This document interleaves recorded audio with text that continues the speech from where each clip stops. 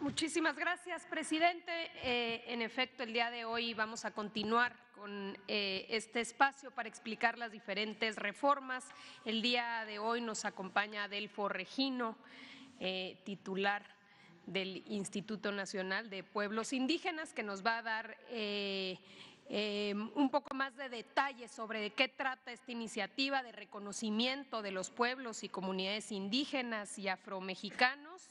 Que tiene diferentes elementos, desde la libre determinación, elegir las autoridades, la consulta libre. Entonces, es una reforma fundamental que habrá de discutirse en el seno del Congreso. Le vamos a pasar la palabra para que pueda explicarnos a mayor detalle. Adelante, Adelfo. Gracias, secretario. Con permiso, presidente. Adelante.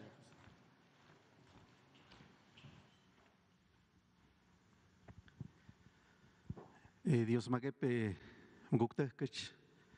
Muy buenos días, hermanas y hermanos.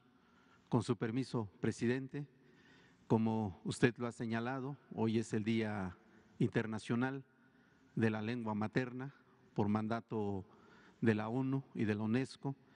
Y el día de hoy, pues queremos presentar a ustedes el contenido y los alcances de la reforma constitucional sobre los derechos de los pueblos indígenas y afromexicanos, que ha sido enviado por el presidente de México este día 5 de febrero al Congreso de la Unión para darle un nuevo rostro y espíritu a la Constitución mexicana. Y en esta lámina podemos apreciar la presencia de los pueblos y comunidades indígenas y afromexicanas a lo largo y ancho del territorio nacional, y por eso el primer punto de esta reforma constitucional es reconocer a México como una nación pluricultural y multiétnica, en donde existen 70 pueblos indígenas y el pueblo afromexicano en todo el territorio nacional, desde Baja California, donde están los pueblos yumanos, hasta la península de Yucatán, donde está el pueblo maya. Estamos hablando de 70 pueblos indígenas que hablan 68 lenguas indígenas con 364 variantes. Son 7.3 millones de hablantes de lenguas indígenas, 23 millones de personas se reconocen, se autoadscriben como pertenecientes a uno de estos pueblos indígenas, y hay 2.5 millones de personas que se autoadscriben como afromexicanas. Este es pues el rostro de la diversidad cultural, lingüística, étnica de nuestro país. Y en la siguiente lámina, la piedra angular de la reforma es el reconocimiento de los pueblos y comunidades indígenas y afromexicanas como sujetos de derecho público con personalidad jurídica y patrimonio propio. Así se está planteando en esta reforma en el artículo 2 de la Constitución Federal. Esto significa que los pueblos y las comunidades tendrán capacidad para ejercer sus derechos por sí mismos, sin ningún tipo de intermediación, y desde luego tomar decisiones en sus asambleas, mismas que deberán ser respetadas por el gobierno y la sociedad. También podrán nombrar y elegir a sus autoridades en asambleas, sus actos y decisiones tendrán pleno valor jurídico, podrán realizar obras, acciones y proporcionar servicios públicos para el bienestar comunitario. De manera importante, recibir y administrar recursos públicos de manera directa y defender sus derechos colectivos ante instancias jurídicas y otras autoridades. Actualmente, la Constitución y las leyes reconocen a los pueblos como sujetos de interés público, es decir, les da un trato de objeto. Esto así es tratado como objeto, sujeto de protección, de tutela y asistencia de las normas políticas y acciones del gobierno y de terceros. Ahora, de lo que se trata es que en la nueva iniciativa es que sean considerados como sujetos que tendrán capacidad plena para ejercer sus derechos y establecer una relación de respeto, diálogo y coordinación con el gobierno y la sociedad. Este es el cambio fundamental que se está planteando, pasar de ser sujetos de interés público a ser sujetos de derecho público. A partir de este reconocimiento se fortalecen los ámbitos y mecanismos para el ejercicio de la libre determinación y autonomía, particularmente en cuanto al fortalecimiento de sus formas de gobierno, la jurisdicción indígena, el patrimonio cultural, las lenguas indígenas y la propiedad intelectual colectiva. Esto es muy importante a propósito de los plagios que se dan con relación a los diseños artesanales. También la participación en la construcción de modelos educativos, la medicina tradicional y las personas que lo ejercen. Esto ha sido muy importante ahora que se ha vivido los tiempos del COVID. Nuestros médicos tradicionales han tenido un papel muy relevante y por eso la importancia de este reconocimiento. También el reconocimiento del hábitat, la bioculturalidad, la integridad de sus tierras y lugares sagrados. Como ustedes recordarán, el día 9 de agosto del año pasado, el señor presidente emitió un decreto por el que se reconocen los lugares sagrados de los pueblos Wixárika, Nayari, Odam o Audam y Mexican. También se plantea en el marco de la autonomía su desarrollo integral y, como decía la secretaria, algo muy importante es que ahora se le dará base constitucional a la consulta previa, libre e informada.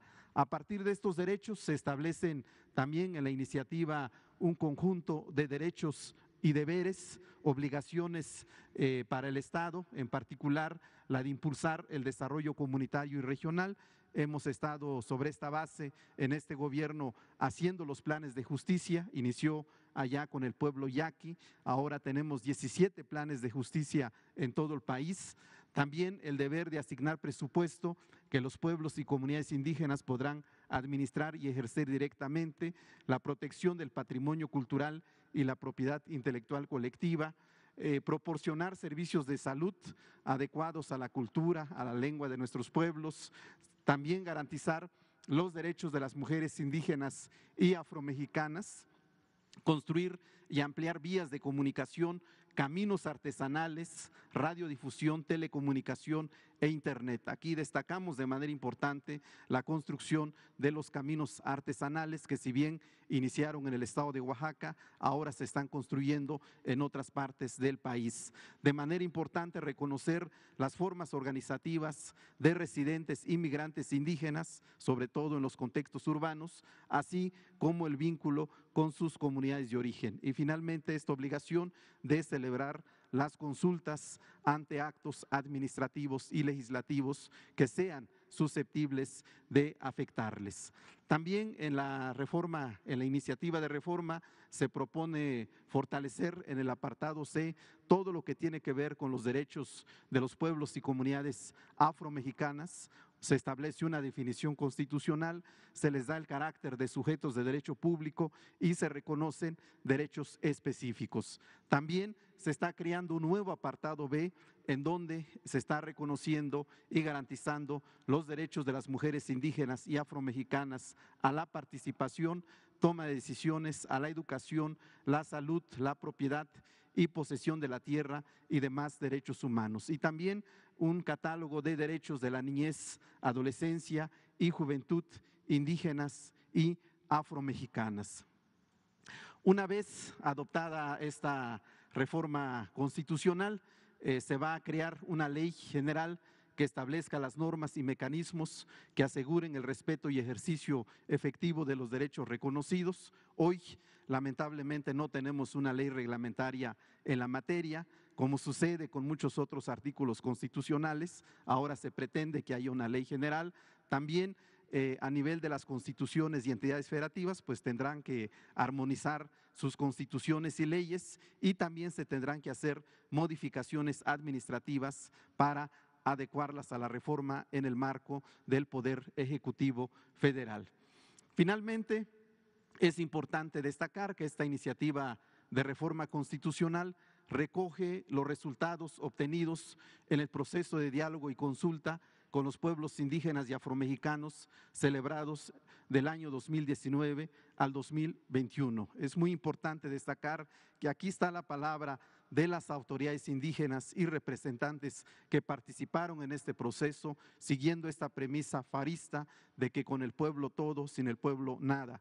De modo que pues ahí está contenida la palabra de los pueblos. Y bueno, pues nosotros afirmamos que esta reforma es un acto de humanidad, es un acto de elemental justicia social, es un elemento constitutivo de la cuarta transformación de la República que encabeza usted, presidente, y pone en práctica la premisa que nos ha iluminado, que nos ha guiado en este gobierno, de que por el bien de todos, primero los pobres, los más humildes y olvidados, en especial nuestros pueblos y comunidades indígenas y afromexicanas. Muchas gracias, presidenta, y quiero entregarle en este momento una edición de la revista de México Indígena que hemos hecho para este efecto,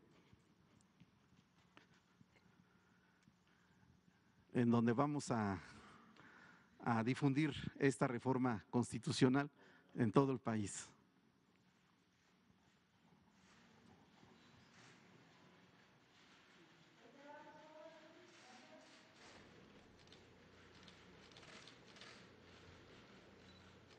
Muchas gracias.